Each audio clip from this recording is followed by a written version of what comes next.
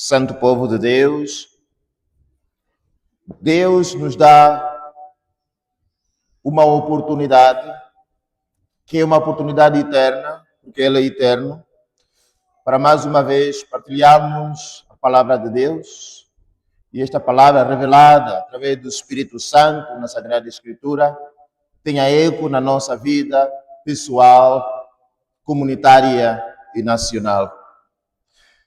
Deus fala ao seu povo através dos profetas, depois através dos apóstolos e hoje através dos seus ministros, que através do sacramento da vida, do dom da palavra, anunciam o evangelho do amor, da confiança, da sabedoria, mas sobretudo o amor da cura, que foi um dos objetivos principais da vinda do nosso Deus, que é Jesus Cristo, para que todos tenham vida e vida em abundância. Que todos, em meu nome, sejam curados do Pai e do Filho. E nós, os três, numa só pessoa, faremos uma morada neste corpo que precisa do Espírito para ter a capacidade não só de enfrentar as dificuldades, mas também de adorar o Senhor. E esta oração tem de ser feita não só em espírito, em verdade, mas neste corpo, que se torna assim templo da vivência da Santíssima Trindade. Ouvimos a profecia de Malaquias, que faz como menção que realmente Deus protege o seu povo e chama a atenção aqueles e aquelas que pensam que o mundo lhes pertence. Tenham um título de propriedade do universo. E o profeta chama a atenção, já aconteceu muitas vezes, enquanto o povo, sobretudo o pobre, o infeliz, órfãos e viúvas, estão a ser vendidos por causa da própria paixão individual, desejo individual, isto não ficará assim. Infelizmente, o que aconteceu é que os povos do norte e do sul, da Babilônia e da Síria, atacaram Israel. Porque a preocupação maior era a venda, era a injustiça, era a perseguição, era a desqualificação, a desvalorização da pessoa. E não se preocuparam em dar dignidade aos que não têm vozes nem vezes.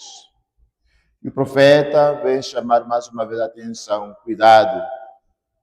Infelizmente, as vossas más ações podem influenciar até ao mais pobre ou infeliz, por causa dos frutos indevidos que poderão causar, infelizmente, que a fome, a morte, a perseguição. Então precisamos de estar atentos, dizia o profeta Malaquias. Saibais que este universo é divino e pertence a um Deus e ninguém foi capaz de partilhar, de ser o cofundador ou co-criador do universo. Nós todos nascemos depois, encontramos tudo. E se tudo aquilo que nós encontramos, diz o profeta, deve estar ao serviço do povo de Deus, então aqueles que têm qualidades, aqueles que têm a capacidade de gerir o bem que encontraram, também deem graças a Deus. Porque graças a Deus que nós estamos vivos, diz assim um profeta Malaquias. Cautela os soberbos e malfeitores, que usam a palavra de Deus para usufruir aquilo que não lhes pertence. E enquanto banqueteiam, o pobre passa fome. E Deus, mais uma vez, não vai permitir, porque haverá sempre alguém que falará em seu nome, Sim, tal como ouvimos no Evangelho de São Lucas, serão perseguidos, serão mortos, serão caluniados. Mas como a igreja não é humana, mas sim divina, então não temos por que nos preocuparmos. Muitos tentarão, aos poucos, usufruir daqueles bens que seria para a comunidade.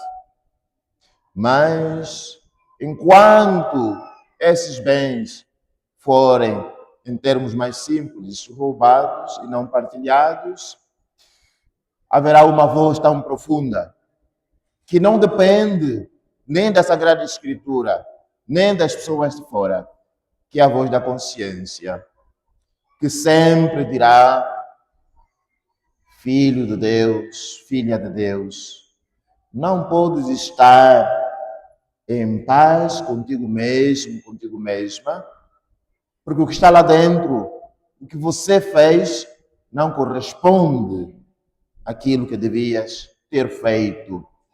Os valores que deviam ser promovidos não fazem parte da tua própria capacidade de gerir através das tuas atitudes e comportamentos. E aí estará o peso da consciência, a voz mais profunda que dirá a todos e a todas: faz o bem e evite o mal, reponha aquilo que não te pertence, dá graças a Deus. E assim o espírito será alimentado quando a nossa própria consciência estará tranquila. Enquanto o corpo é visto, o espírito, no seu anonimato, dará força a este corpo para que seja uma purificação. Sejamos universais naquilo que nós fazemos e dizemos. E é isso que o próprio profeta Malaquias também hoje nos pede, assim como nós ouvimos no Evangelho de São Lucas. Quando que será o tempo? Quando que virá o fim do mundo? As almas nucleares parece que estão mais avançadas do que as próprias pessoas humanas que estão a fabricar.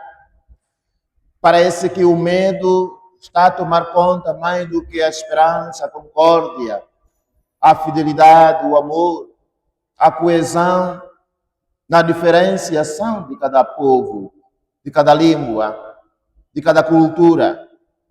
Parece que isso está muito mais adiante do que aquilo que nós podemos fazer. Será? São Lucas, ao usar a palavra divina, diz: parece que será o fim, mas não. Deus não vai permitir que um ser humano que nasceu, cresceu, com as suas próprias necessidades e limitações, vai decidir o fim do mundo. Ninguém vai decidir o fim do mundo. E nós acreditamos, sobretudo como pessoas humanas e cristãs.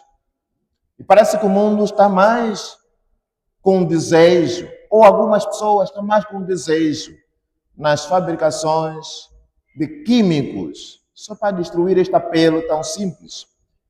Que para morrer não precisa de tanto, também para existir não precisa de tanto, mas às vezes, por causa da inteligência que está a ser mal trabalhada e com benefício em prejuízo dos demais, queremos ser, muitas vezes, os detentores do conhecimento divino e humano e decidir quem deve viver e quem deve morrer. O Senhor não vem para isto. Jesus Cristo não veio para isto. Aliás, ele diz: eu trarei fogo a este mundo. Trarei fogo a este mundo. Qual é o fogo? Não é a vingança da sua morte, da perseguição que ele teve, da calúnia e que continua até os nossos dias. Não, é a paz que ele trouxe. A paz que começa no interior. E quando dizemos paz do Espírito, significa que eu devo estar bem comigo mesmo primeiro e depois com os irmãos e as irmãs. Esta paz que termina na igreja, porque a igreja, sendo templo de um Deus que nos chama à comunhão, somos também corresponsáveis de ir ao mundo e anunciar esta paz divina. O Senhor fará justiça. O Senhor fará com que cada um e cada uma seja digno e digna deste nome cristão. Todos como este sobrenome cristão devíamos ser orgulhosas para aquilo que nós temos. E é o Senhor que nos manda: ide e proclamai a minha palavra a todos os povos.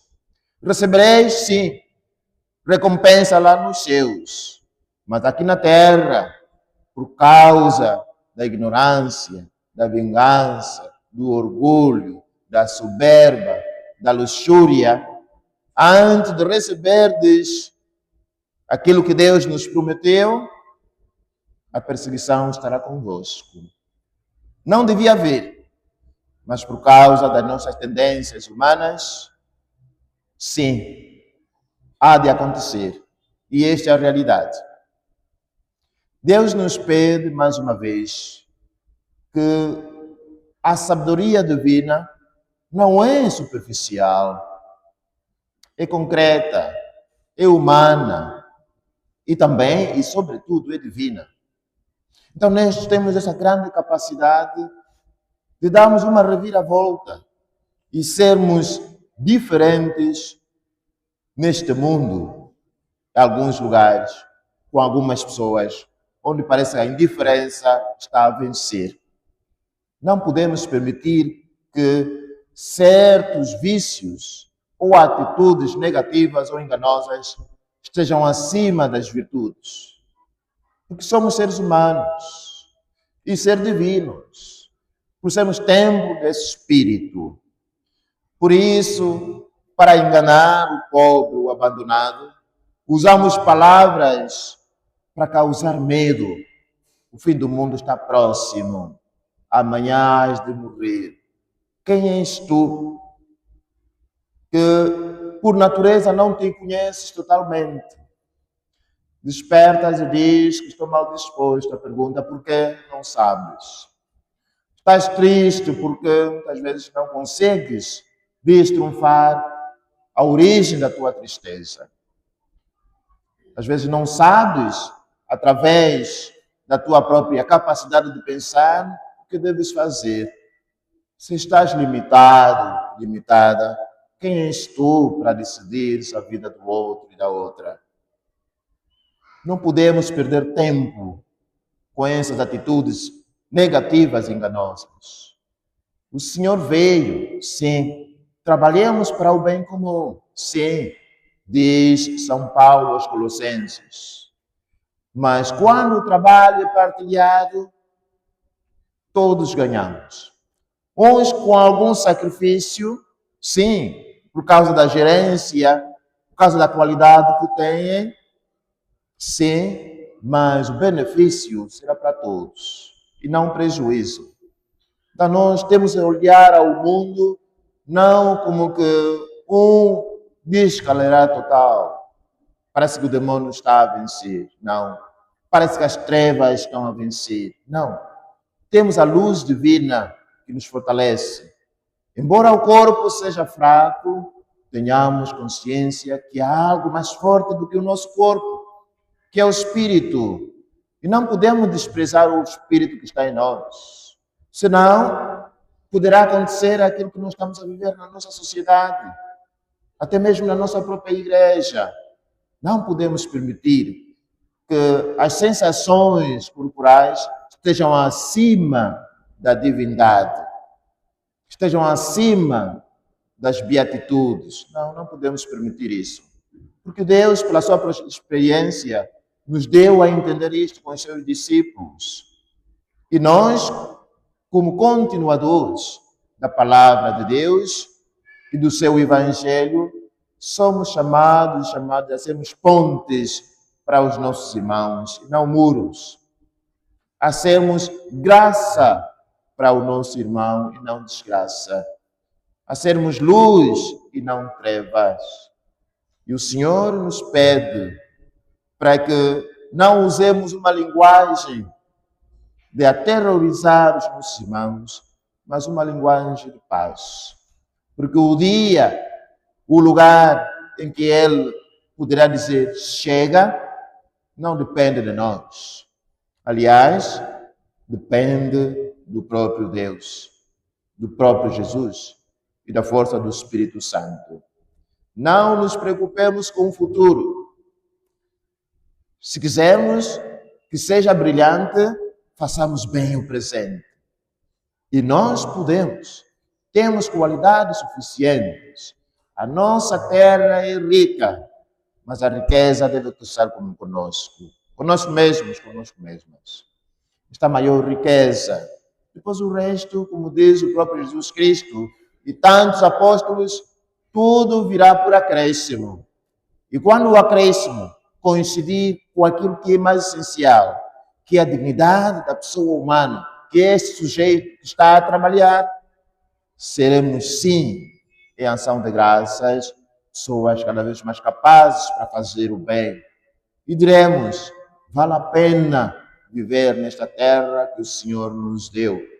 Sou orgulhoso e orgulhosa, porque o Senhor nos concedeu graças sobre graças, riqueza que muitos países não têm. E nós estamos a nos beneficiarmos destas próprias riquezas, mas sempre em consonância com as necessidades vitais ou primordiais da pessoa humana, que precisa de cada ajuda que cada um possa fazer, quer por palavras, quer por obras. E assim é justiça que estamos a promover, dar dignidade a quem não tem, dar pão aos que não têm, dar tudo aquilo que possa corresponder para o bem comum e que muitos não têm.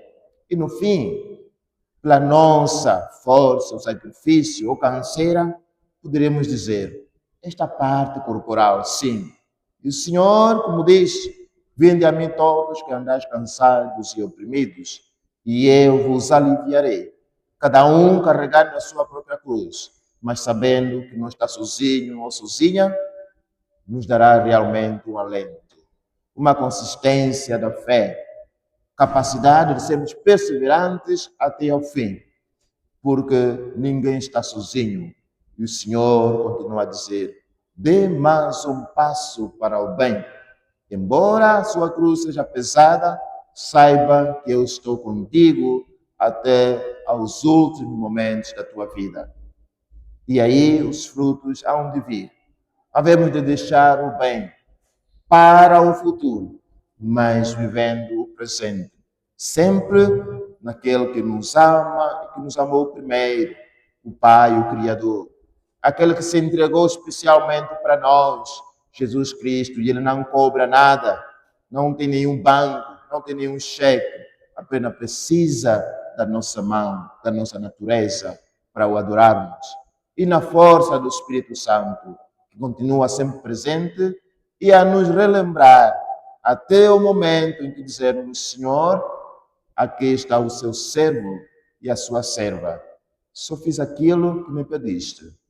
E o Senhor dirá, bendito e bendita aquele e aquela que vem em meu nome, hosana nas alturas, porque fez o bem na terra. Que assim seja.